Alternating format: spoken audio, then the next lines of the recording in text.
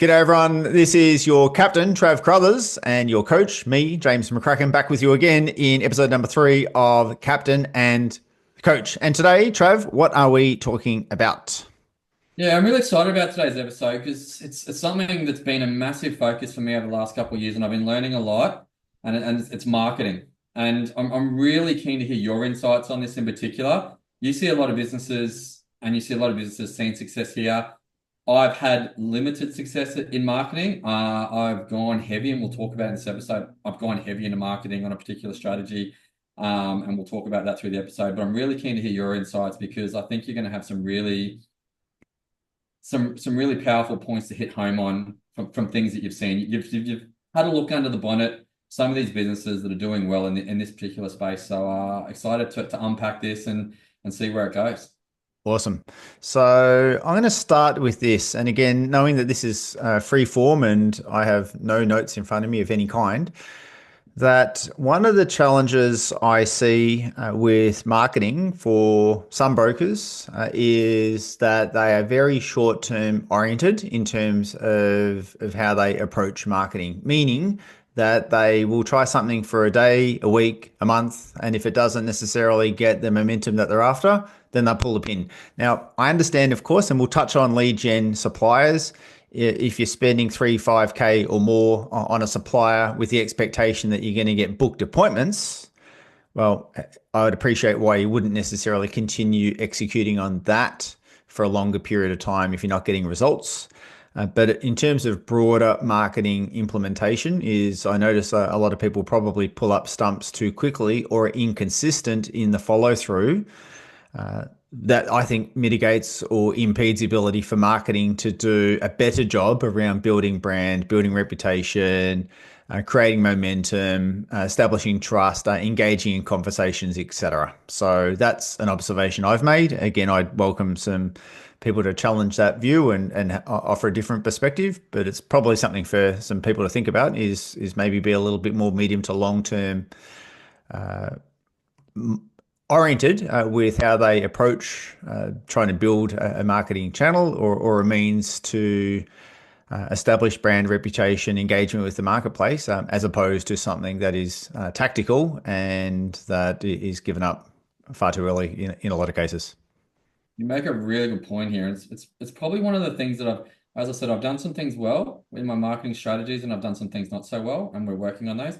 One of the things that I have done well is around that Google My Business. And you talk about that low hanging fruit, people chasing the easy, quick money, right? It's not buying leads, whatever. Like, oh, I'll run an ad and I'll expect my calendar to book out. It's not necessarily the case.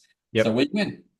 I got very, very proactive a few years ago with organic Google, so Google reviews. So we now sit, I think last time I checked, we're nearly sitting at 210, like 208, 210 5-star Google reviews. A little bit of SEO, dropped in there, maybe a couple $1,000s worth of SEO over the last couple of years has been spent on getting it optimized. This Just year, for the benefit of some, SEO meaning what exactly?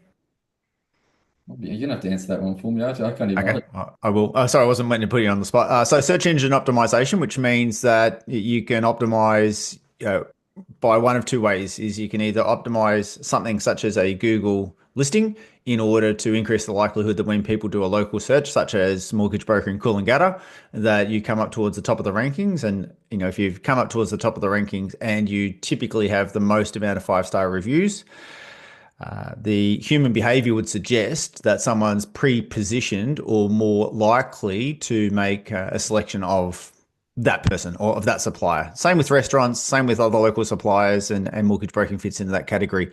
Option number two with SEO is it can optimize by keywords, meaning that you might, for example, have a keyword such as debt recycling for tradespeople, and so that's probably less competitive a keyword, and if you rank really well for that, the types of people that are searching for that keyword probably have a very high intent. In other words, a high likelihood of making contact with a supplier that would fit their criteria, and therefore SEO done well can drive good quality opportunities into the business. Sorry, for the ad lib, but I just thought I'd mention that for the benefit of people that are considering it.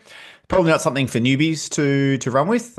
Usually, it's not an inexpensive commitment, and it's not something that would typically run for a month or two, as per what we were just saying a moment ago.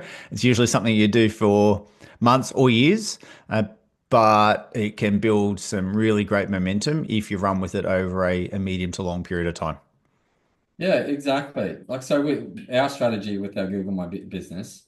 So, as I said, we've been doing it for a couple of years now. We've got a lot of reviews, constantly rank in the top three. I was speaking to another business owner outside the industry this morning, and I just quickly just Googled mortgage broker near me. As of today, we're number one in North New South Wales. We've always been in the top three for the last couple of years. Just to give you sort of an overview on the metrics on that, probably 3 to 5 leads a week we will generate, and I would say this is being on the conservative side, we'll generate $150,000 worth of revenue out of our Google My Business strategy this year alone. And this year I will spend maybe $1,000. So that when you talk about ROAS, it's not going to get better than that. But like you said, it's not the low hanging fruit. My phone, I didn't get a single lead until I think we hit 70 reviews. So it took a long time to get 70 reviews. And it's like you said, it's a thing that people go, oh, I got 10 reviews.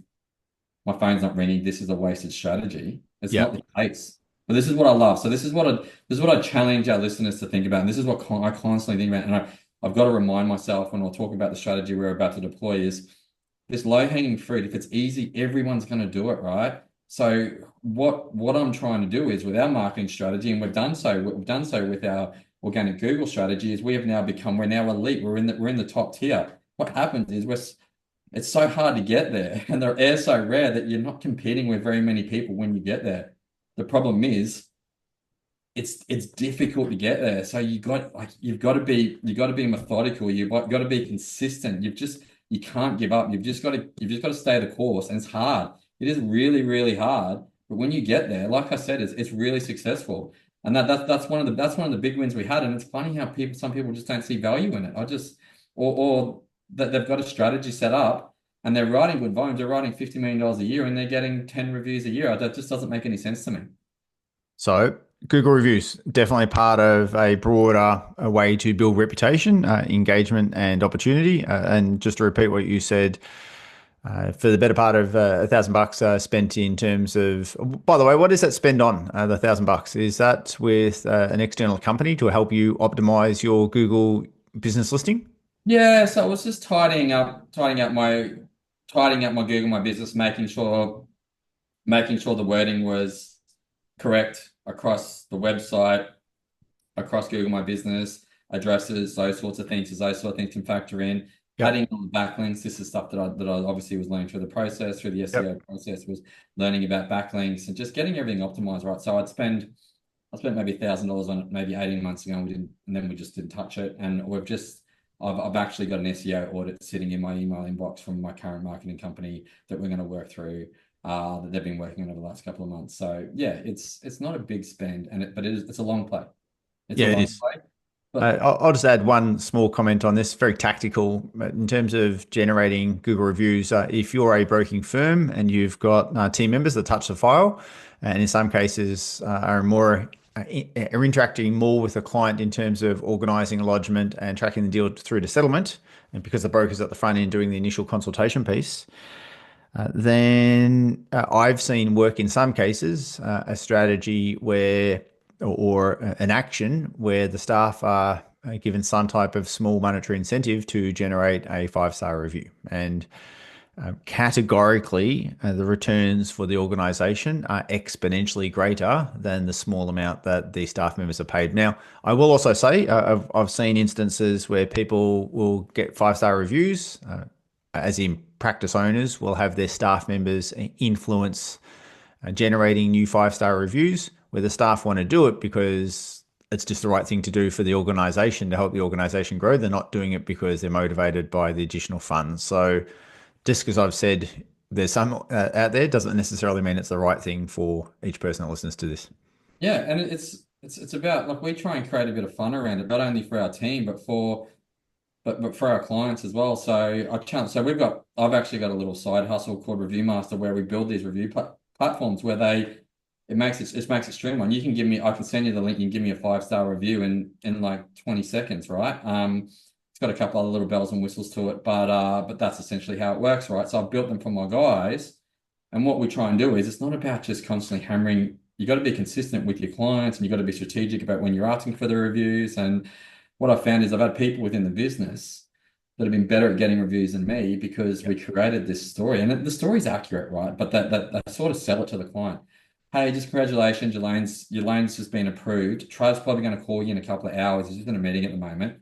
Can you do me a favor? I'm going to send you a link. Can you give us a 5-star review? When Trav calls you, don't tell him because I don't know what it is. It's a 5-star review. It makes no difference to me, but Trav loses his effing mind over it. He gets a 5-star review and it's like it's like he's got 200 of them. Why does he want another one? But it's something that it just gets him going. And I love hearing his voice when he calls me, hey, guess what? James McCracken just gave us a 5-star review. Go and read this, right? And it's true, right? Because I get excited about it. But what it's doing is it's bringing the client along for the ride and it's encouraging them. And this is how we're able to do it. We're able to make the process easy. They're not trying to Google Vertus and trying to scroll through Google to find us to give us a review. It's Yep. actually one click of a button, straight in, 5-star comment, done. And off the back of it, they're happy with me because we've provided a great level of service and they know how excited I'm going to get about it. So this is how we've been able to be very strategic and authentic and being able to accelerate our reviews and in turn accelerate our revenue and increase our ROAS. It's been awesome. I love it. Simple but effective. So it's really cool. Let's keep going. What else you got? Let's talk about some of the things that I haven't done well. I think in the past, so websites, for example, I bought website in-house, put a IT specialist in the business to build my website. In hindsight, didn't do a very good job. I probably outlaid probably 15 grand there, and as it was finished, I literally threw it in the bin. 15K for a website that you ditched. Yep, threw it in the Wow. bin. Yeah, and went to a marketing company who built a very good website. And we went down a marketing strategy. It probably wasn't aligned with my business. Great marketing company that we're working with. They've had a lot of success with brokers in our industry. It just probably wasn't aligned with what I was wanting to do. Yep. We went down, so we're applying meta ads. We had a meta ad strategy. My ROAS was, so when we talk about ROAS, is return on ad spend. Yep. That's a metric on how we measure our returns. My ROAS was maybe 1.8 to 2. Yep. Last year when I was at Strategics, I spoke to an asset finance broker. His ROAS was like 4.7 or 4.8. Just to put a lens on this, asset finance is far more competitive Yeah, for sure. than residential mortgages in that Yep. space. So when I'm shooting at 1.8 and he's at 4.7, it should be the other way around. So there was something clearly amiss there that it just wasn't working for us. So we went away from it now, and now we're going again. So to give you a little bit of insight in, you don't know what you don't know, right? So 15 years in the police, marketing was never a thing for me. I remember when I started in the police, my boss would tell me, if people aren't coming into the station to complain about you, you're not doing your job properly. It was literally my job, not to upset members of the community, but to upset the criminals, right? Like I was out there to upset people run away from me I'm not trying to bring people in. And now I've literally had to flip the switch. I'm now trying to bring people into my circle. I'm trying to encourage people to work with me. So I didn't have a very good understanding on how marketing worked. Couple hundred hours of Alex Hormozy, the Game Plan podcast. I don't know if you've heard of Hormozy. Absolute beast of a human. When you look at him, he's probably the most jacked guy you'll ever see, but in business, unbelievable. Yeah, Uh, I'm thinking about getting some nose strips for our future podcast that we do just to sort of, yeah, imitate his style. I don't know if I'll be able to grow as big a beard as him, but yeah, this guy, unbelievable marketer. I would say he's got to be one of the best marketers on the planet. And like, Yep. I'm not trying to go ahead and extend this marketing strategy. What I've done is like, don't get me wrong, he does a lot of business strategy. Like his content's amazing, right? But it was me getting a really deep understanding on what marketing strategies, on ROAS, on understanding ad spend, on LTV, lifetime value, cost of acquisition, all these things, right, that I had no idea. And I wanted to get an understanding of these so that when I went to work with a marketing company, I could ask the right questions and get the Yep. right answers. Because if Yep. you don't ask the right questions, you're not getting the right answers. And that's where I feel I am now. I'm in no means a marketing expert and can't go out and execute a marketing strategy on my own. I've never done it. But what I feel like I can do is I can feel like I can confidently sit across the table from my marketing team, ask them the right questions and Yep. challenge them on certain things. And that's where I'm at the moment, going pretty heavy into a marketing strategy. And I feel more prepared this time, and I feel like there's a stronger likelihood of success here. By the way, did your current marketing agency build your current website? No, it was the original marketing agency that built it. It's been just a couple of tweaks to it along the way, but with my new marketing. But yeah, it was the original marketing company that built that website. As far as page one is concerned, I like it. I mean, I like it a lot. So it looks unique. It is compelling, interesting. I don't know what it's like on a mobile device. I'm sure it still looks pretty good there, but on a desktop, fantastic. So yeah, as far as I'm concerned, Yeah, it's been it's enhanced for engaging. It's mobile. got a Yeah, slight marketing salesy, a tiny bit of a feel to it, but I think that's good, right? Because it'll cause consumers to lean in and be interested in. I like particularly the pyramid. It reminds me of another pyramid I saw with another a mortgage broking firm many years ago, about 8 to 10 years ago. They talked about like I think that there was three tiers to their pyramid, which was right strategy, right structure, right result, or something to that effect. And they were a broking firm that specialized in property investment as well. And so that strategy, actually, it was like a mountaintop. In fact, that the it was the image on the homepage, but again, it looked and felt different rather than looking and feeling the same as every other quote unquote professional mortgage broking service that's out there. yeah, definitely. And well, you made the statement there about it. It's got a marketing stop feel to it, right? And that's a really good point you make there. When you think about it, like you go to any event and you said like you walk into an event. So what do you do? I'm a mortgage broker. I'm a mortgage broker. I'm a mortgage broker. Well, hang on a minute. Like if you ask me, I'm a business owner. I'm a marketing company that just happens to sell mortgages. Mortgage is my product. I'm just saying when you start thinking about marketing, think about your business under that lens. It's like you're selling a product. It doesn't matter what the product is. You're trying to acquire clients. You're trying to increase that lifetime value. You're trying to increase your return on ad spend. You're trying to reduce your cost on your marketing and increase the return. Yep. So you are by proxy a marketing company. Just so happens that you're selling more. Doesn't matter what the product is. It's the same principle for more or less every services business. Many years ago, I worked with a mortgage broker, one of my first clients, really good bloke, and he was telling me about his sister who lived. So I'm down in Victoria. This client was here in Victoria. This is back in the days when most of my coaching was done face to face over a coffee, and uh, and he said his sister, who ran essentially, he said they run a sales and marketing company disguised as a plumbing and gas fitting business, in other words, they were plumbers and gas fitters, but it was like sales and marketing on steroids, and it went extremely well, and like extremely well. So, I remember that was over 10 years ago. That statement was made to me. All right, so you've got the website. Website looks good. You're investing into the strategy, and give us a dollar figure of how much you're investing at the moment. So we're about 20,000 down so far.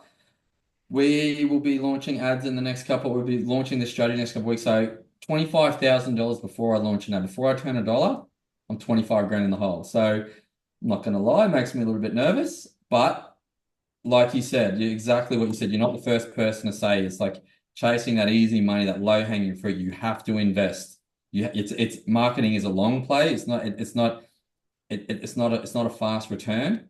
It's something. So I feel like I've got the right team around me now. I feel like we've got the right strategy. Yep. I'm prepared to invest. I'm prepared to play this long play Yep. here.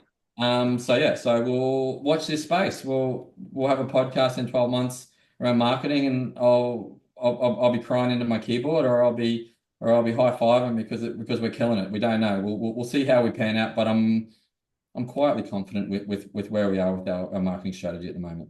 Yeah, look, and I don't necessarily know what it is, but if what I see on your website is anything to go by, the underlying tone of it would suggest to me that I'm confident that you're going to get some good value out of it. And for the benefit of everyone out there, 20 or 25K is certainly not the most I've heard of a marketing firm in terms of what they charge as a. It's not necessarily in one installment, but it's what they charge before they start spending money on ads because they spend time understanding your business in some cases, not all cases, but they will spend time helping a brokerage or another organization articulate or evolve or define or refine a unique value proposition, or maybe not unique in some cases, but certainly a clearly articulated value proposition for a segment of the market. They will then bring that to life in terms of the copy, the landing pages, any assets that are built, such as ebooks or videos or whatever the case is, in order to be the bait or the hooks or the opportunities to engage with the marketplace, and then obviously start to build trust and drive opportunities and yeah, essentially create more bookings. So there is a fair bit of work done from the marketing firm's end in order to build it comprehensively, as distinct from something that's tactical, and you might get leads, or you might have the Facebook Ads Manager operating later that week, but the likelihood of getting decent ROI is, in most cases, probably going to be limited, courtesy of the fact that there wasn't much strategy or structure around the execution of the right assets in order to achieve a predetermined result. Well, probably sounds a bit waffly, but it's just something to consider. So, by the way, I'm not saying go out and spend 20K. I'm just saying that's not unusual to do that. All right. Is there anything else that you've got going on in terms of strategy, marketing, or if we look at it through a slightly different lens, from business development? Business development relation. So so can you guys get you elaborate on that for me? Yeah, I can. So I'm of the view that most brokers do a pretty poor job of marketing, and in some cases, even when they engage an external firm, the marketing's reasonably mediocre. Mind you, they will sometimes engage an external firm to do some box ticking type marketing, such as, we just want to make sure that we have something go on our socials here on Facebook and something across Insta, which doesn't necessarily shift the needle if it's done by an external firm and it's not overly personal. So you can have that type of marketing done, and that's okay if you know that it's not necessarily going to produce a result and it's primarily there just to demonstrate that you've got a presence and the lights are on. I have the view, though, that some cases, brokers, that's about the extent of the marketing that they do, but they're extremely good on the other side around what I'd call business development, i.e. old school, pounding the pavement, engaging with collaborators, having offline conversations over coffee, over dinner, over, drinks, or whatever the case is, establishing trusted interactive relationships. And if we looked at a bunch of high performing brokers, I think some of them in their heart of hearts would say, yeah, we're pretty lousy at the marketing, but we're extremely good at service orientation, what we do, how we execute. We've got some really trusted collaborators, referral partners that we build relationships with, and hence why, other than maybe sending out a monthly newsletter and doing some box ticking type of marketing, we're writing 150, 200 or more. And I've seen that time and time again. Doesn't mean it's the right way to approach it, and it depends on everybody's circumstances, because you might be writing 150, but you might be under the pump and you might want to maybe progressively get off the tools and hand more over to your team. So there's different circumstances that will guide or govern or dictate what's appropriate use of agencies, marketing efforts versus business development efforts in order to achieve the outcome that feels right for that practice owner. Yeah, definitely. There's a fair bit to unpack there. There's so Yeah, many there's. different levels, and there's a few different, like, yeah, it's very interesting. It's like it's sort of play to your strengths, right? So Yes, I 100% agree with you. I don't think our industry does marketing very, very well. This is why I think there's a pretty big opportunity there. This is agreed. why I'm investing heavily. Yep, This is taking a little bit of key man risk out of my business, what yep, I'm hoping for. Like I've got no aspirations of exiting anytime soon, but it's mindful that I understand what brings value to my business. And if I was to look to sell to my business in 10 years and they go, yeah, great, Trav, your business, you know what I mean? Like you as a broker, you're bringing in $200 million a year, but it's you. It's not when I can turn around and say, I have a marketing strategy. I have a marketing strategy that generates $200 million or $100 million, whatever the case may be a year. yep. There's no key man risk in that. They turn around and say, so what do we need to do, Trav? I'm like, mate, pay these guys 5 grand a month. Just pay them 5 grand a month and just let them keep doing what they're doing, right? Because I've spent 10 years building it and evolving it. And this is probably the one thing that, yeah, I don't think brokers can do it themselves. Like brokers that are trying to market themselves, it can be quite difficult. It's so dynamic, it's so evolving. And you watch back to Hormozy. he runs like it's like 3 or 4 or 500, if you can fact check me on this, pieces of content every single week. And they measure the metrics and they see what hits. Some of the stuff won't hit, and some of the stuff where there's so many metrics he's looking at. And then when he finds something that's performing really well, he just doubles down on it and goes hard. And Yep. he'll ride that wave, and it might go for a month, 3 months, 6 months, and all of a sudden it will teeter off, and he's back to the drawing board trying to find the next thing because it's so dynamic, right? So you need people that are skilled in this to be able to get it right. So I've got a couple of quick comments here. So just for the benefit of the audience, there's a couple of ways you can look at marketing slash business development. So one phrase that some people use is talking about you want the message to market match. So you want to have the right message for the right segment of the market in order, and sometimes the right platform in order to deliver that. So whether that's socials, whether that is through your website, whether that's through Google listing or otherwise.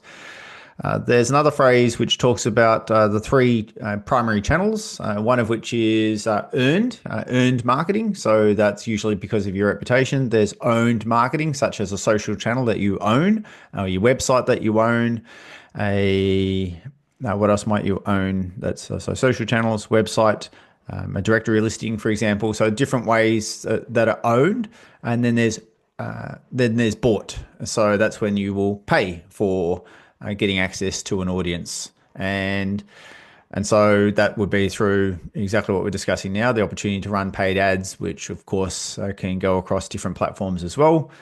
Another phrase that's out there, and I've heard this a few times, is that there's free, partner, and paid, and they're the three channels. So free is I think a bit of a misnomer in the sense that you're not necessarily paying to acquire a client from a dollar perspective, but you're typically investing energy and effort in order to provide a superior user experience, which earns you the repeat business or the referrals. And so it's not a zero sum game. You need to invest energy in order to earn the returns.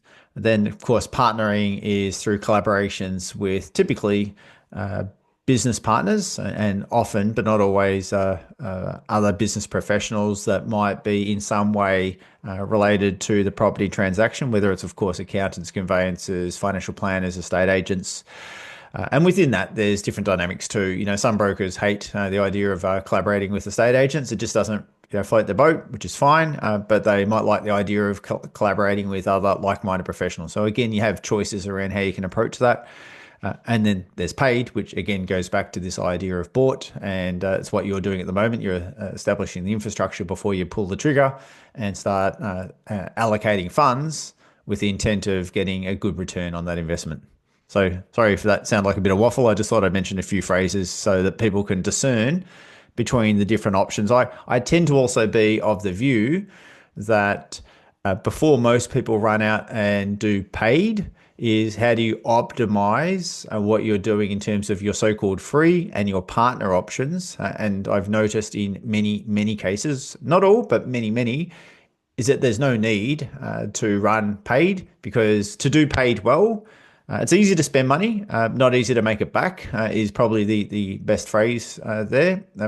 And hence why, unless you're doing what you're doing, where you get a company to support you and build the infrastructure correctly and have a very deliberate approach to it, you often don't see a return on effort or return on ad spend.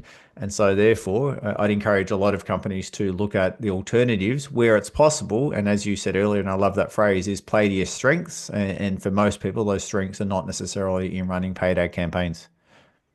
No, yeah, definitely. This is exactly what I wanted from this particular topic. You've seen a lot of businesses, you had a lot of insights, and obviously I'm only going on my own experience and what I've been told, right? So I mean, like I said, I think I was clear at the start of the podcast here. I'm still learning here. I'm by no means a marketing genius. I haven't got the undeniable proof in my concept yet. Hoping to in 12 to 18 months time, hopefully. But yeah, it's so yeah, one of the things that I'd probably challenge people to think about when they start looking at these paid marketing strategies is, as I said, you need to know your numbers. This is like we've talked in previous podcasts around knowing your numbers, but you need to know your ROAS. You need to understand like lifetime values. You hear people talk about LTV. So I've probably got two LTVs. I got my LTV that I tell my marketing company, and I got my LTV that I work on my clients. So lifetime value for a Vertus client, I would say is probably about 10 years. We work really hard on retention. a whole range of back book management through the strategy reports, automation, touch points, like, you know what I mean? Email marketing, there's a whole range of things to try and hold that client for as long as possible. And like I don't know if I mentioned this podcast or previous, the Vertus Avatar client is not a client doing one transaction. This is a client building a portfolio. So a lot of our clients will have a combination of principal place of residence, string of investment properties in their personal name, and maybe one or two properties in their SMSF. So we're doing multiple transactions. So when you look at the lifetime value over a 10-year span for a Vertus client, we're probably talking somewhere in the vicinity of 20 to 25 grand. So I'm not going to tell my marketing company you get me I a would have lead. thought more than that.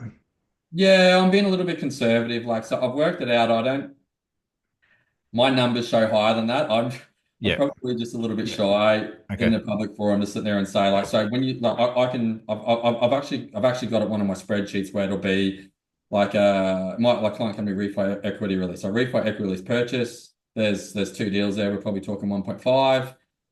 Then we're talking about another refi equity release purchase, an SMSF. There might be a couple of eternal refis along that 10-year period. So Yeah. yeah, to be honest, 20 to 25 is probably conservative. Yeah. But But I we'll do go want to with that go. for the purposes of this conversation. But in reality, probably a lot higher, and something for others to think about. Occasionally, when I've challenged people to or encourage them to think about lifetime value, it may also be something that you factor in. Well, how many referrals do you earn out of that client and the subsequent business that you generate, which can therefore, of course, amplify what that number looks like. So sometimes when you look at a person as, this could be a 70K client, well, you may potentially take a different approach than if you looked at them as a one-off transaction. Maybe. Yeah, and I guess you got to be like new to industry, right? Like you look 3 years ago, like those clients weren't, let's call it 30, right? It's slightly higher than 30, but let's call it 30, right? Lifetime value of of a Vertus client is 30 grand. Yep. 4 or 5 years ago, it wasn't there. I didn't have the infrastructure. I didn't have the client experience. I didn't have like my runoff would have been higher 5 years ago than it is now, right? So I had to get all that back of house sorted so that we could go ahead and do this now. Like I can guarantee it, I could walk into any event anywhere in the country, a broker event, and just walk around the room and just like start talking to brokers saying, I'll sell you a client for $1,000. Guarantee it. 9 out of 10, I'm going to say no. I'm not paying $1,000 for a client. I'm like, well, if a client's worth 30, would you pay 1,000? I'm not saying go out and pay $1,000 for every client, Yeah, but I'm yeah. simply saying when you're turning around saying, like when you're looking at your marketing strategy, you're saying, well, it's going to cost me $250, like to like, I mean, to settle a deal. Well, Yep. that's cents on the dollar. It's cheap. It's Like money well you can spent. get those numbers. So you need to be real. You need to be realistic about like. I know we look at my Google, like my Google costs nothing, and we'll generate 150 grand this year. Like, but that's just that. That's this little unicorn sitting off to the side that's great, and it will just keep ticking along forever and a day. And I don't need to do too much work with it, but I spend a lot of time building it. But this other stuff, when you're talking about lifetime value, like you got to be prepared to spend the money. And the problem is, if you don't have a big back book and you got to outlay $1,000, and I mean, you're only going to make like once you put your cost base in there, you might only make 500. There might only be $500 profit in that deal. Can I say something that's super unpopular here? I would suggest, at least it's unpopular in my mind. I've never really articulated this externally. But I think sometimes the people who are most desperate for the deals are the people that shouldn't necessarily be reaching out to some of these clients. In other words, if you're fairly new to industry and you therefore don't really have much structure yet around how you bring a client on board, how you conduct the consultation, how you help them gain confidence in your ability to deliver a result, then your likelihood of converting some of the online leads is probably going to be less than the people that are more established but don't necessarily want or need the leads because they've got good flow from other sources. And so there's almost these two dynamics at play. The people who want them the most are probably the people who are less the least equipped in order to maximize the conversion, despite maybe their enthusiasm.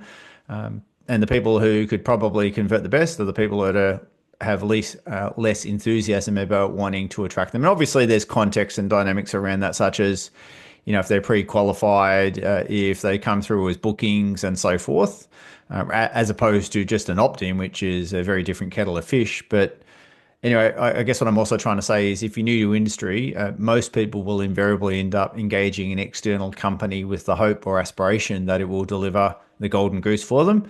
And in most cases, not all, but in most cases, they'll end up being disappointed because, Trav, they're not going to spend 20 or 25 grand on a proper marketing strategy. And again, I'm not saying people should do that, but what I am saying is they'll go to someone that's essentially going to give you leads almost immediately, and they're not even building on your platform, it's their infrastructure. And the moment you turn that off, then the leads dry up. And even if you get the leads, then again, there's not a proper nurturing process, there's not a proper conversion process, and therefore that's an underwhelming result, which means that they've spent money, haven't really achieved much, if any, ROI, and they end up going away from that being disillusioned or disappointed and disenfranchised, just to go with three Ds, and then understandably they'll blame the company and yeah, be a little bit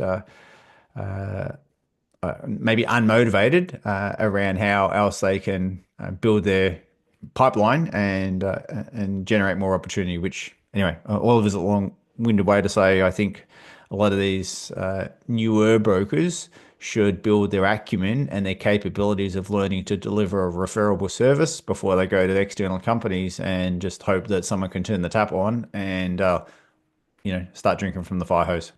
No, you make, there's 2 points I want to make here. The second one's I'm really passionate about, and it's can be pretty polarizing. I'm going to touch on the first one. So I'm going to give you a real life example of what you're just talking about there, right? So we went and built our organic Google. So when a client calls me, hi Vertus, I found you on Google, you're number one, you've got 200 reviews. Like they're literally like there's undeniable proof that we are good at what we do, right? So they're coming in qualified. They're just coming in going, they're not speaking to other brokers. They're like, the type of people that are on Google that are doing their research are the type of people we want. They do their research. They're very strategic about who they want to work with because they know they don't want to bang out a simple home loan, right? They want to, they're looking to build a portfolio. So it leads into that avatar of my client, right? So Which means that they've probably at that point looked at two or three or four websites, and then once they've reached out to you, they've made a decision in their mind at least that these guys seem to be the real deal. And obviously the proof is in the pudding, but they've made some level of commitment to themselves that they're hoping that you're as good as what your website's promising or as what the reviews are portraying. 100%, 100%. And the thing with it is, like, I wouldn't say it got me lazy. Like, I wouldn't say I'm lazy, but it was almost just like shooting fish in a barrel. People calling me, hey, I found you on Google, you're number one, let's go, right? Then we went down the meta ads, and I got clients. I remember one calling me. I don't know how I've got $5,000 saved. I've got a car loan. I've got a credit card. I've got a hire purchase. I'm speaking to three other brokers. Why should I work with you? Like, you shouldn't. Go work with them. Thanks. Click. All right, next, right? I'm sitting there going, so what I found is with the meta ads, there's no undeniable proof. There's no 200 reviews. It's just an ad, right? They're clicking on the ad. They're clicking the CTA. They're floating through. I'm calling them, and they're cold. Well, I wouldn't say they're cold, but they're not hot. Like the Google stuff is hot. They're cold leads, right? And I'm now like I was getting a little bit flustered. I'm like, Jesus, I've got to perform it. I've got to get in. I've got to nail that. I've got to nail that first call. I've got to outline my unique value proposition. I've got to get them on. I've got to get them committed, right? So So if we talk about this, sorry, Trav, there's something called the educational spectrum or the buyer's journey. And so at the point when the Google people have reached out to you, then they've already made a decision that they're going to engage a supplier. And in most cases, they've narrowed down that supplier to you, right? Whereas you're probably engaging, as far as the buying spectrum is concerned, people earlier on, as far as Facebook's concerned, which means that they haven't necessarily arrived at the decision in their own mind yet that they're really committed to following through on this. And so it's not necessarily that Facebook's a worse platform. It's more that where they are in that buying journey between that they might be unconsciously aware that they've even got a problem to being consciously aware that they've got a problem, which is perhaps where Facebook might interrupt them to the point that they've then decided to solve the problem, which is typically when they go to Google, which by the way is very much the yellow pages of yesteryear. And that's what the yellow pages did to help solve problems. By the time you got to the yellow pages, you knew you were engaging a supplier. It was just a case of who were you going to reach out to.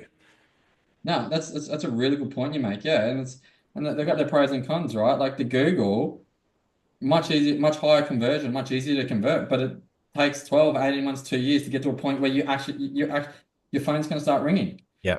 The Facebook stuff, we can you can get it up and running. You get your phone ringing in a matter of weeks, but it's a lot harder to convert. And this is one of the issues that we're going to experience. And I'm very mindful of this, right? So with this strategy, for the first 6 months, I'm going to take every single lead.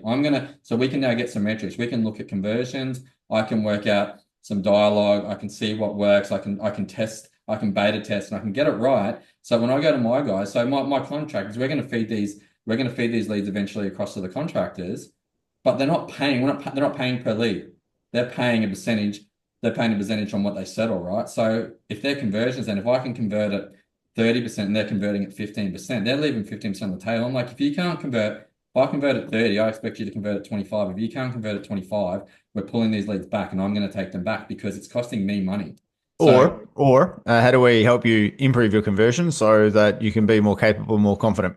yes, that's a really good point. That's what we will. So I will be training my boys and supporting them and sitting on calls and we record calls and we're measuring that data, right? Making sure that we can work with them to get that right. Because ideally I don't want to be taking these leads. I'd love them to be taking all of them, but Sure. we need to see that ROAS. And when they're Yep. getting paid for it, my ROAS is diminishing because they're now their leads. They're not mine anymore, but I'm the one that's paying for them, right? So that was that point around the first point you made. But this one, I'm a little bit hesitant because it's pretty polarizing around this, but I'm really passionate about it. So take it as it is. So you talk about these inexperienced brokers that are paying for these. Like I'm going to call them what they are. They're these lead gen spruikers. I've been known to call them snake oil salesmen. Um, yeah, look, I want to be more. I'm going to talk about this a little bit now, but I just want to be clear with everyone. I'm not talking about every lead spruiking company that's out there. In my experience, I get a phone call maybe once a week from these companies, and I cannot get off the phone from them quick enough. They feed me this. Look, I'm sorry. They feed me this bullshit. They call me, do you want more? Do you want more leads? And I'm like, no, I don't. Like, I'm like, that's stupid. Like every business owner is looking to increase their volume, right? They ask stupid questions. They're arrogant on the phone, and you can smell them a mile away. And I've seen like I'm not saying, as I said, I'm not here saying they're all bad. I'm just saying the agencies that I've seen, I haven't seen an agency now that works well, nor have I spoken to a broker who's working with one of these agencies who's having a good experience. So Fortunately, I have. I've got a quick comment on this. I noticed that the agencies, in my experience, and I'm only having a recognition of this right now, is the agencies that tend to produce the best results, again, based on my experience and having worked with brokers who do engage them, is I don't see them run ads. They tend to source their own business through other means. Like I remember back in the day, there was a Google Ads guy that generated most of his Google Ads business by literally walking around and knocking on doors in factories. Like not a word of a lie. I absolutely categorically know that there are high performing agencies that do good stuff, and I've never ever seen them run an ad. So it's sort of an interesting dichotomy of sorts that they're very capable of doing it for others, but they choose to source their business through other means. yeah, yeah, definitely. And I just look, the reason why I'm so passionate about this is because I'm seeing so many brokers get taken advantage of, and you spoke about it before. These are the new to industry brokers that are chasing leads. One, they don't have the acumen or the experience to actually close that deal because it's harder to close like a meta ad than it is to, like we've already discussed. For But sure. a lot of these, like I hear horror stories about leads getting sold to four or five brokers. The same lead gets sold to four or five Really? brokers. Okay.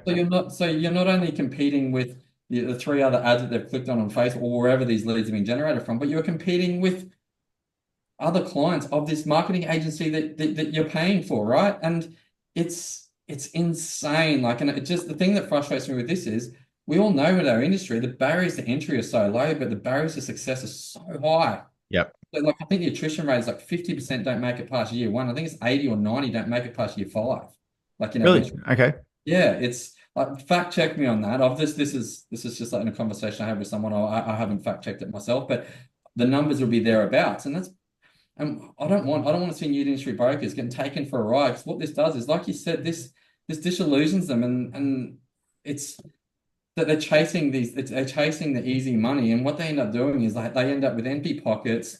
They end up with an empty calendar, and all of a sudden, I don't know, they're back driving Uber or they're doing something else. I mean, they probably had the ability to become a good broker and a successful broker in their own right, but they got taken for a ride by some of these people that are just there to take advantage. And that's what, so as I said, don't start bashing me saying that I'm saying that every lead gen company is terrible and they're all ripping everyone off. But I'm just saying that from my experience, from what I've seen, they are. I challenge you guys. You guys, that these listeners are probably getting the same calls as I am, right? So have a bit of fun. Though I used to get frustrated with them and just I go, think probably one of the key takeaways from this is that there's not necessarily a shortcut to success, and that leads in isolation is only that, and it doesn't take into account the time, energy, and effort of building your acumen, building a proper process to deliver an outstanding service, to build your confidence around how to engage with different clients with different situations, to establish a reputation, be it through Google or otherwise. And bearing in mind that there's plenty of so-called top performing brokers that have, in some cases, an underwhelming online presence, and in some cases, an almost embarrassing online presence, yet they are clearly doing other things extremely well, which allows them to settle their 100, 150, 200 mil per annum. And so again, I guess if you look under the hood, there's more that goes to it than just running an ads campaign. yeah. So, a good friend of mine actually here on the Gold Coast, I would say probably top one of the top 5 or 10 brokers in the country, probably. Like the volume that he settles is absolutely insane. No marketing strategy, no complex IP in relation to processes, great team, and just an extremely talented broker, right? Does And he it's use the generic AFG website? I'm assuming we're talking an AFG broker here. yeah, AFG broker. I haven't looked at his website, but I imagine it wouldn't be that great. He doesn't do any marketing. But his volume is like obscene. How much volume he writes, and Yep. it's so funny. Great guy, and I try and get inside his head so I can figure it out. But when Yep. I talk to him, he's like, Trav, just do more deals, do more deals, do more deals, and I'm like, That's that's like not that's like my old boss saying to me, "You just need to be more strategic." I'm like, "Wow, when they pay you to say that stuff." Uh, Yeah, I think that emphasizes the point, though, that sometimes, not always, and context specific, business development can trump marketing for some brokers, and there's many instances where that's categorically the case. I.e., offline related activities can yield higher returns and efforts than online, and that's not to suggest everyone should be doing it, but it's just a case of being aware of how you can go to market and how you can be effective and how you can be consistent. no, definitely, definitely. Dude, is there anything else you want to say on this topic? I think that we've probably exhausted our 20-minute attempt of a podcast here, because this one's certainly gone on a fair bit longer. Is there anything else you wanted to cover off today with the topic of marketing? Probably just my key takeaway for people is just do the tough stuff. Don't chase the easy money. You've spoken about it at length, and I've spoken about it because it's important. Do the tough stuff. Put the effort in. Do it right. Either do it right or don't do it at all. Would be my advice. Like we see some, like you said, see some very successful brokers that do not have a marketing strategy per se. They're not engaged with a marketing company. They're not doing paid. They're not extremely successful. So marketing is not for everybody. But if you are going to do it, I would suggest that you do it properly. You do it with the right marketing companies, and you make sure you're clear on your strategy is probably my key takeaway. Nicely said. Well, that being the case, we look forward to returning on episode number 4. Again, as always, we welcome your comments, your feedback, your thoughts. If there's anything that really disturbed or upset you, we take that feedback on board as well. It doesn't necessarily mean we're going to change, because we're here to try and be as valuable and insightful, not necessarily to please everyone. But we do hope that what we're saying is something you can take away and make good use of to assist you in your journey, whether you're a new to industry, whether a few years in, or of course, whether you're already shooting the lights out and you want to refine or maybe even get off the tools. So that's been the case. We'll see you on episode number 4. And till then, stay well and keep going. You guys.